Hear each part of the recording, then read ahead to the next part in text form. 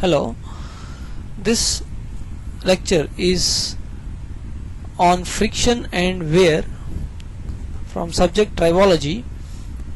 It is module number 2. The subject code is 17ME742.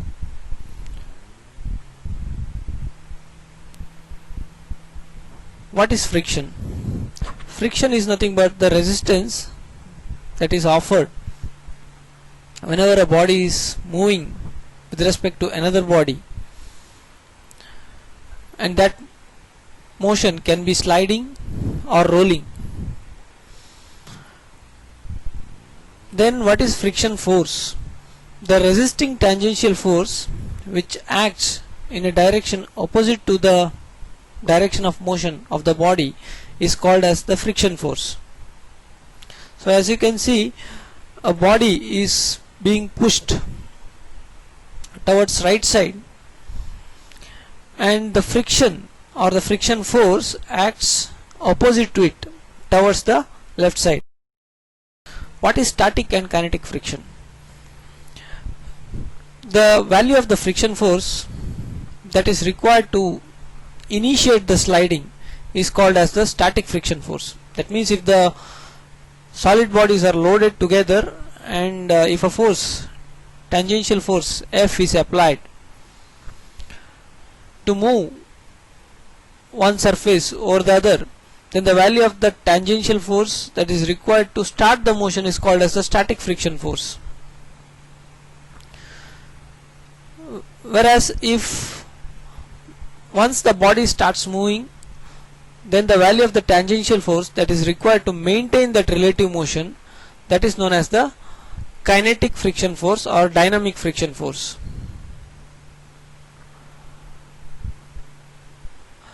The value of the kinetic friction force or dynamic friction force is usually lower than the static friction force.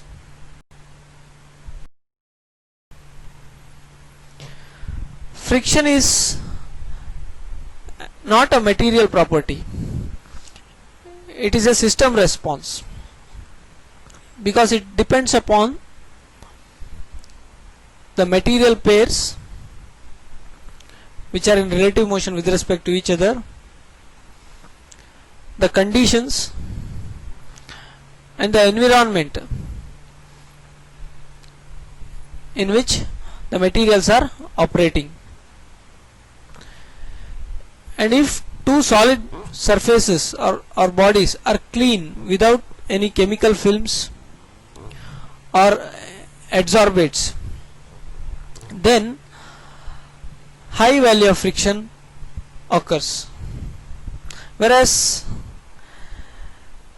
if we apply some lubricants on the surfaces, then there will be weak adhesion between the two surfaces, and therefore less friction is observed. Therefore we can say that the surface contaminants or any thin films affect the friction. Friction forces can be good or it can be bad. Most of the times we try to reduce friction, but without friction it would be difficult even to walk or pick up objects or grip the objects or move to operate the vehicles or automobiles on roads. In some of the applications like brakes, clutches and some transmission of power like belt drives, we want to increase the friction.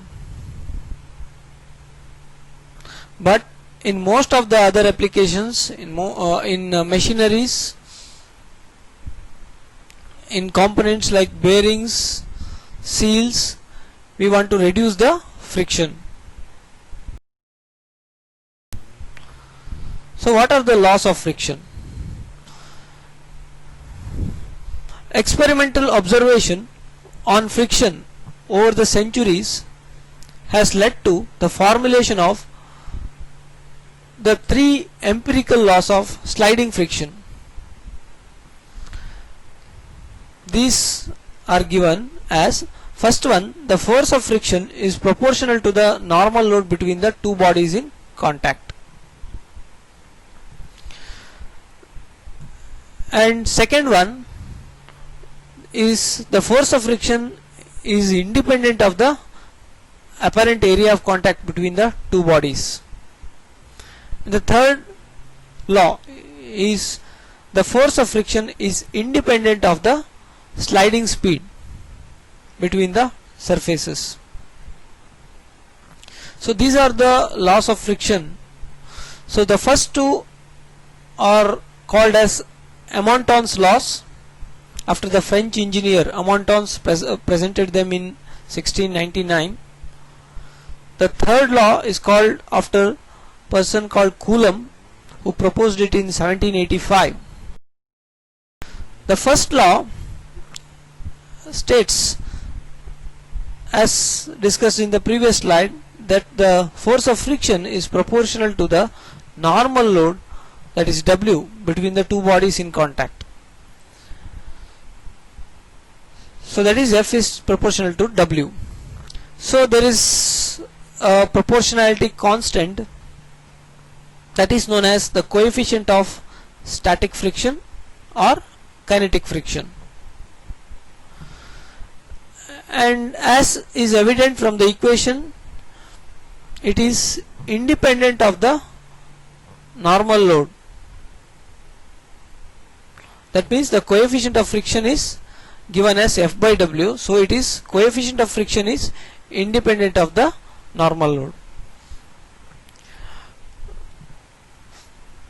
So according to the situations, whether it is static friction, kinetic friction, so the coefficient of friction is designated as mu s, mu k, and if it is rolling, it is represented by mu r. So depending on whether the body is in static condition, sliding motion, or in rolling motion. Next, what are the friction measurement methods? So the basic principle of any friction measuring instrument is to place the two specimens under a specified normal load and in relative motion, and we measure the tangential force, that is the resisting the motion. So that has to be measured. So there are different methods which are available depending on specimen geometry, the loading conditions. So first one here is inclined plane rig. So in this arrangement, a specimen is placed on a flat plane first, and it is given an inclination with respect to the horizontal gradually. That means its inclination is increased until that specimen, whatever mounted on that plane, starts sliding.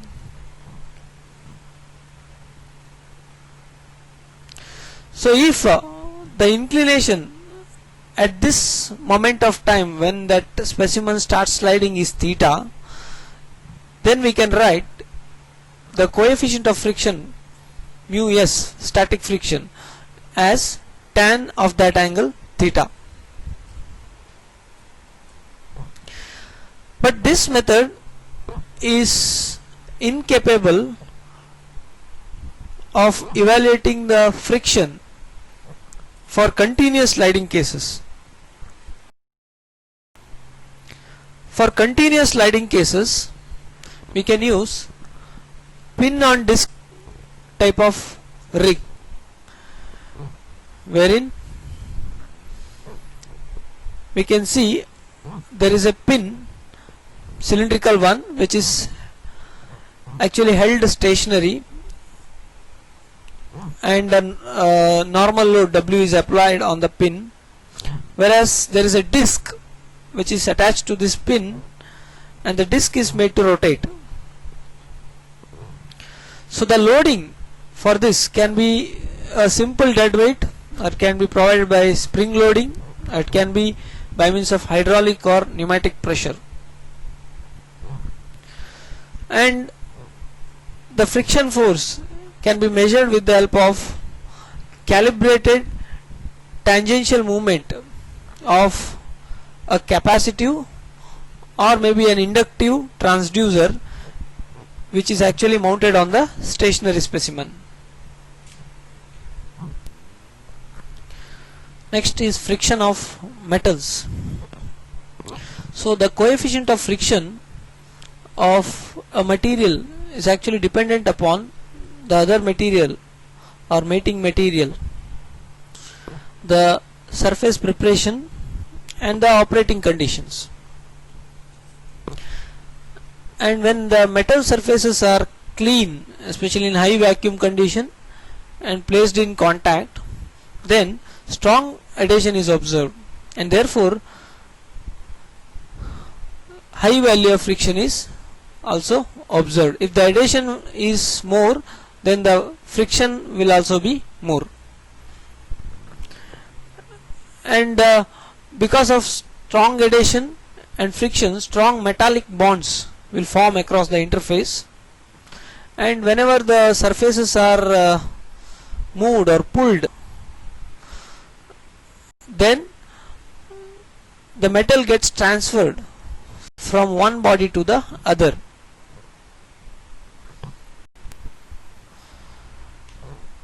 And most of the metals oxidize to some extent and form oxide films, and that will be, the films will be around 1 to 10 nanometer thick. So this will happen within a few minutes of exposure to the exposure of a surface to the atmosphere. And these oxide films actually act as a low shear strength film, and therefore they actually reduce to low friction.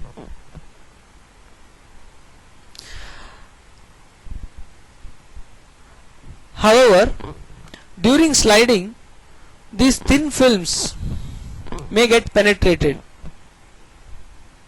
and also if the loads are higher, the films will get penetrated, and it may lead to high value of friction. In general, the coefficient of friction for alloys tend to be lower than pure metals, and binary alloys of cobalt and chromium with more than 10% of the chromium content, they exhibit excellent resistance to the oxidation and corrosion. And some of the metals like lead based white metals, or we say babbitts, brass, bronze, and grey cast iron, these exhibit relatively low values of friction, because all these contain phases which form films of low shear strength. And if you take lead based alloys, there a thin film of lead is formed during the sliding, and in case of grey cast iron, the low shear strength film is provided by the graphite constituent. So therefore these materials are generally used in bearings and seal materials, as bearings and seal materials. And the coefficient of friction of these metals and alloys, in addition to the surface cleanliness and the sliding velocity, the contact pressure, temperature, gaseous environment, and relative humidity, So these all affect the coefficient of friction of the metals and alloys. Next is friction of ceramics. Ceramic materials exhibit good mechanical strength. They do not lose the strength, or they do not oxidize at elevated temperatures, and they are also resistant to corrosive environments. Therefore, ceramic materials are generally used in extreme conditions, like maybe high loads, high temperatures, and corrosive environments. So these materials generally include the silicon nitride SiN4, silicon carbide SiC, alumina Al2O3, and zirconia ZrO2. So these are the ceramic materials which are generally used, and the mechanical behavior of these materials, that is ceramics, differ from the metals or alloys due to their nature in terms of the attraction force or the interatomic forces, because ceramic materials have covalent or ionic type of bonding compared to that of metals which have the metallic bonding. Ceramic materials show only limited plastic flow at the room temperature, and also very less ductility than if you compare it with metals. And one of the advantage of the ceramic materials is that they result in very low values of the coefficient of friction compared to the metallic materials which are sliding, because of their low real area of contact between the two surfaces. And if the environment is clean, then the coefficient of friction of ceramic pairs or couples do not reach very high values when compared to the clean metals which are used in vacuum or ultra high vacuum conditions. In metals, if you use them in vacuum conditions, the friction will be high, but it is not so with the then friction of polymers. Polymers actually include plastics and elastomers. The coefficient of friction of the polymers which are used in tribological applications and sliding against themselves or against metal or ceramic materials, these ranges from 0.15 to 0.6. Polymers actually generally exhibit low friction when compared to the metal and ceramic pairs, and also moderate amount of wear. When plastics slide against any hard metal surfaces, then transfer film of plastic is formed on the mating surface, and this governs the friction and wear behavior of the plastics or polymers. Sliding tends to occur at the interface between the bulk polymer and the transfer film, whatever is formed, and therefore it leads to low wear rates.